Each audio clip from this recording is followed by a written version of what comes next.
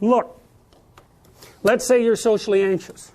Okay, so what happens when you're socially anxious? You go to a party, your heart's beating. Why? The party is a monster. Why? Because it's judging you. And it's judging you, it's putting you low down the dominance hierarchy, because that's what a negative judgment is.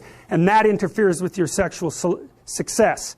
And that means that you're being harshly evaluated by nature itself. Right? So you are confronting the dragon of chaos when you go into the social situation. And so what do?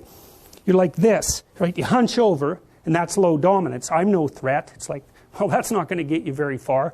You know, but that's a logical thing to do in the face of a tyrant.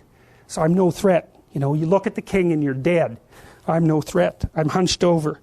And then what's happening internally? What are people thinking about me? What are people thinking about me? Am I looking stupid? Am I looking foolish? Geez, I'm awkward. I hate being here. Man, I'm sweating too much. It's all internalized, right? It's all self-focused.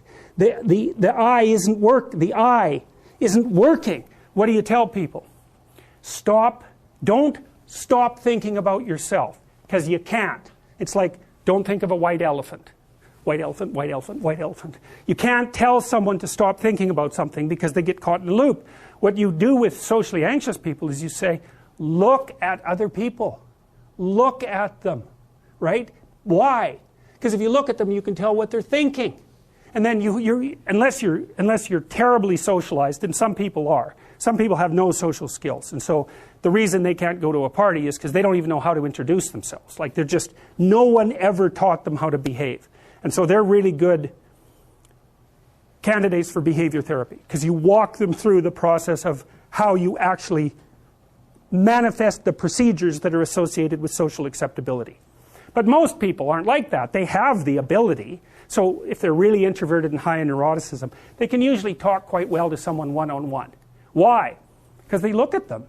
Well, if I look at you, it's another thing to do if you're ever speaking to a group of people. Never speak to the group of people. That doesn't exist. You talk to individuals, and then they reflect for you the entire group, because they're all entrained. So you look at one person, they broadcast to you what everyone's thinking, and you know how to talk to one person. So it's easy.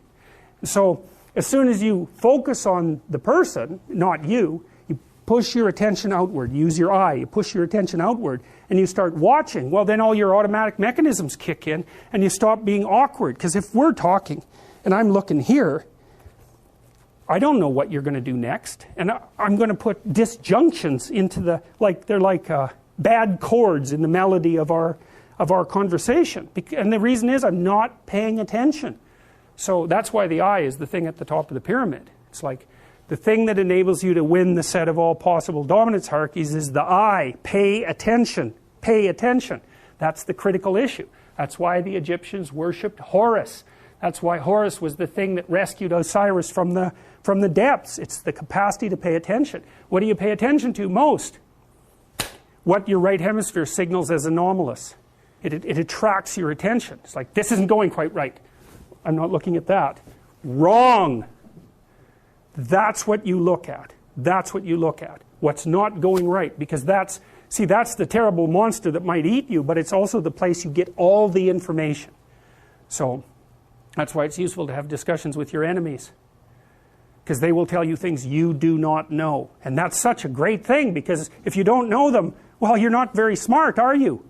You know, there may be a time when you go somewhere that's the thing you need to know.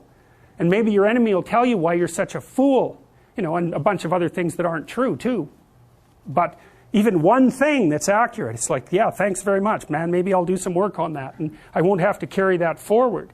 So, and then that's part of the reason, again, why the terrible predator, it's always the terrible predator that has the gold. It's like, it's the person who delivers the message you do not want to hear. So it's rough, but it doesn't matter. Life is rough.